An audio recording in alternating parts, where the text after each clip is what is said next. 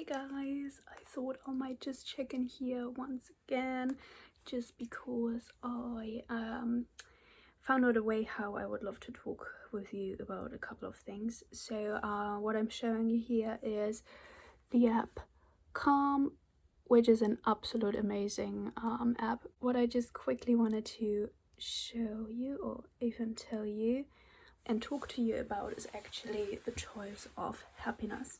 So as you might all know, and I think that's something I wrote on my old blog a couple of times, is that we all have the choice of choosing happiness above the sadness. So either way, whatever you're experiencing, whatever is happening to you, whichever circumstances you are in, no one tells you actually you need to be sad now. It's all what we tell ourselves. And it's a very painful truth, and it takes a lot of effort, also a certain skill to recognize your kind of patterns in order how you respond to certain circumstances. So whenever something is happening to you, I mean, it also has a lot to do with optimism and the way how you actually perceive the situation. However, the way how you respond to a situation, to a certain circumstance, it's all depending on you. So whether you choose to be angry, then be able to actually accept being angry.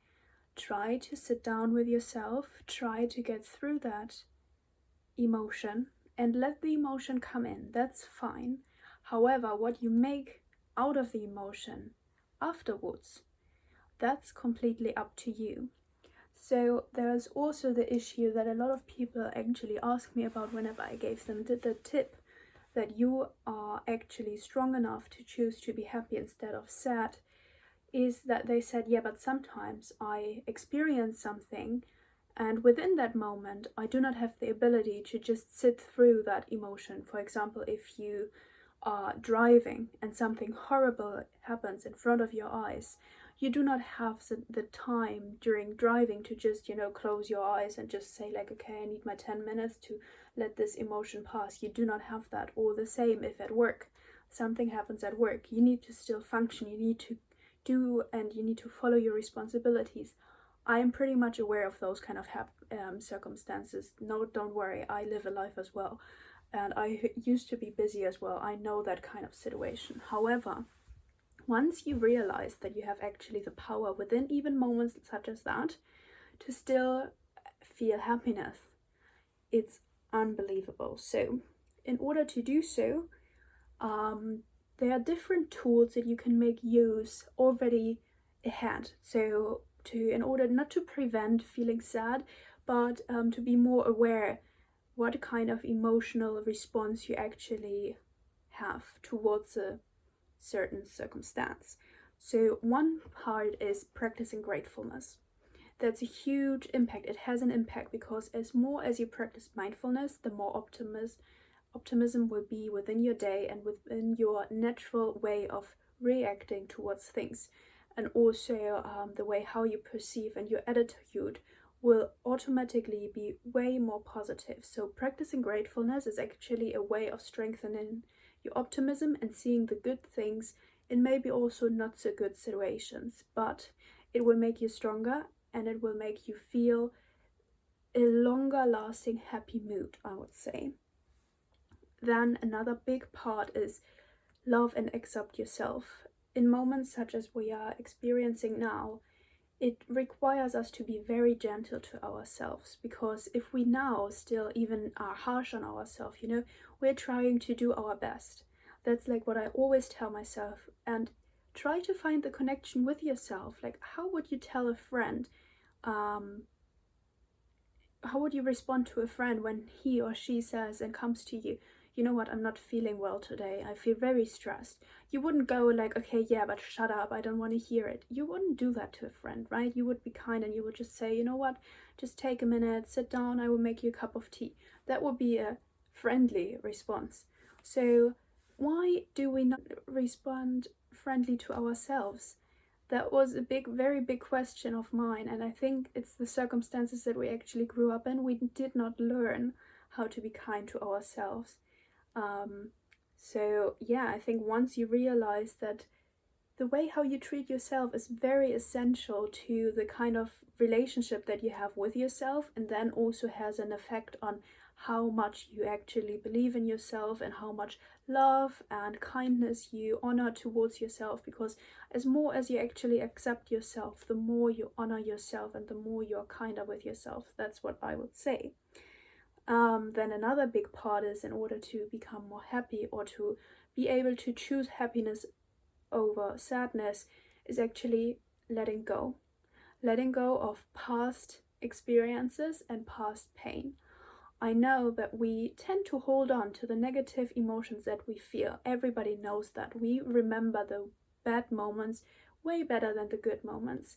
But in order to live more happily, a more easy, a more flowy, a more vibrant life, I can just highly suggest you to let go of those negative emotions that we try to hold on, because they make our ego the pain body, which is feeding the ego. It's feeding the ego to hold on to negative experiences. But if you are as interested as me in letting go of your ego and becoming a more true to yourself person, big part is of letting go of pain, ego, because those two are connected, and negative experiences, negative memories, those kind of things. And there are a lot of meditations actually out there to let go. So just maybe do a little bit research of that. Otherwise, I will also maybe try to link some things down below. Live in the now. Therefore, there's an absolute beautiful book, Stillness Speaks by Eckhart Tolle, which exactly explains why it is so important to live in the now. We spend so much time, we spend so much energy of our life in analyzing the past, still keeping the past kind of alive, because if we still have memories of past negative experience within our mind, we're doing nothing else than keeping the past alive in order to still have somehow access and feeding our ego with the bad negative experiences. So the best way is actually to let go of your past pain and past bad experiences, because that way it will also give you then the allowance to live within the now and to be with yourself. And also train to meditate will help you to be way more aware of the now, the things that are happening now, right now in the moment, because that's the only moment that we can actually act. Because within the past we can only start to analyze it, evaluate it over and over and over again. But do we really want to put that much energy into over analyzing what's in the past? You can't change it anymore. So rather make use of that energy in order to be very focused, very present within the now, because that way you will also remember more the positive, nice moments within your actions that you have done. And there's also a 5-way of Jay Shetty, which he just shared, how to have better positive memories. And you can do that by just when you are in a very nice moment and you want to remember it, you can take like a picture, a brain picture. So what you need to do is you need to watch out for 5 things that you can see, 4 things that you can touch, 3 things that you can hear, 2 things that you can smell, and 1 thing that you can taste. And that way you can do like a brain picture and you will remember the good memories way more easily. So that is a good way. And practicing gratefulness will also help you to connect more to the sense of being in the now. And yeah, that one is very good. Embrace uncertainty. That is regarding our future. We tend to try to prevent any uncertainty from happening. We try to organize structure as much as we can in order to avoid uncertainty. However, it is better to even embrace uncertainty, like change is happening for good. It's happening for involvement, because we as humanity, don't get me wrong, but we still need change within our whole human species, the way we live, the way we think, because we are not at the ideal yet. So why do we all always try to avoid change from happening, and why are we so scared of uncertainty? Because it's actually a good thing that not everything is defined within the future. That way, that you don't know what's happening in the future, you can actually be able to focus on the now. Because if you wouldn't know what's coming in the future, why should you then still focus on the now, right? And it's such a beautiful way of living in the now. So just keep that in mind. Embrace the uncertainty. And prioritize your health. Oh my god, guys, I can't say that enough. Your mental health is as important as your physical health.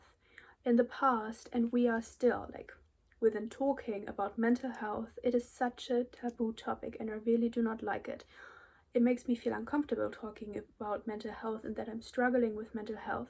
Whereas mental health, I love this one quote. There's one guy who's talking about he tried to commit suicide from the Golden Gate Bridge, and he actually survived. And now he's one of the biggest supporter when it comes to healing your mind. And that's even why MeHeRe started to exist, guys, because I went on the journey of healing my mind. I went on a mental health recovery journey, and this is what I came out with, and I can say that I've never lived a happier life than I'm actually doing right now. I struggled a lot. I know that with not a lot of people I did not spoke about it because I still feel so uncomfortable talking about it, but we need to embrace talking about it and lifting this kind of shame feeling for having mental struggles. And especially in moments as now, I think we should never feel the need to actually swallow it down and keep it for ourselves.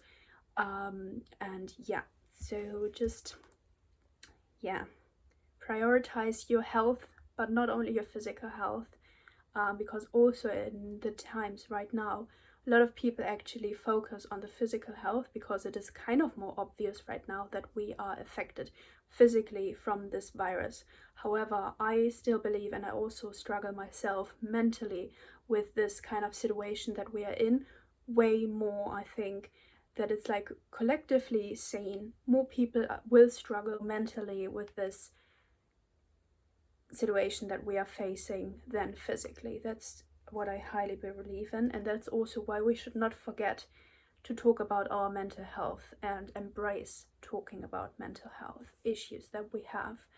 And yeah, so those are the things I would highly recommend you in the current times that we are living in. And just, guys, try to be gentle with yourself. Do not put yourself under pressure. And because we are still, there is a lot of uncertainty ahead of us right now, and we learned, or we did not learn, to handle uncertainty quite well. We live in a world in a lot of systems which actually already struggle with the smallest kind of uncertainty. So collectively we are struggling with uncertainty. So do not feel any way responsible for, like, negatively responsible, that you feel like you cannot deal with this kind of situation that we are in mentally either. So because it raises a lot of uncertainty, and we are not used to so much uncertainty as we have right now. So it is very hard to maintain optimistic, to maintain happy. But as I said before, try to check in with yourself. Try to find, instead of finding and looking for happiness outside or external happiness, which is right now quite limited. And I think it's a lesson itself that instead of looking for the happiness or things that fulfill you outside of you, start to focus more on what's fulfilling you within you. And if you do not feel fulfilled, something might still not be there. So for example, your feeling for self-acceptance might not be strong enough. Your belief in yourself might not be strong enough. Your attitude towards yourself, your relationship with yourself might not be strong enough to be able to be fulfilled. So those are kind of things that we are, like, very collectively lacking in: the self-acceptance, the self-love, self-compassion, being able to sit with ourselves and just accepting whatever circumstances we are in, because as stronger as you are connected to your inner sense, the less affected you will be actually by external circumstances. And that's just something that I can say from experience, from reading, from research.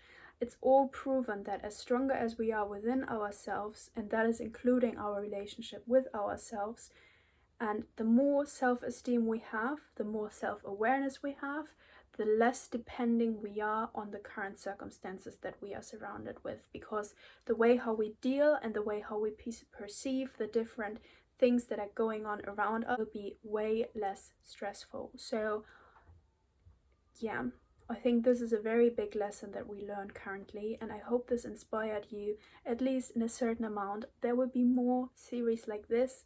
And until then, I hope you stay safe with your loved ones. I'm here for you guys. If there's anything you want to talk about, do not hesitate, please just contact me. I would love to support you and to give you a little bit more tips and tricks, maybe even people who inspire me to, who got me here, to be able to say those things out loud, to remind you of being kind to yourself. There are so many more people who do it even on a professional level. So if you're interested in that, just please text me. I can't tell you that enough. Just reach out for me. I'm here for you, and I'm here for giving you more inspiration, more support in the best way as I can. So until then, guys, once again, stay safe with your loved ones, and I will speak to you very soon. Bye.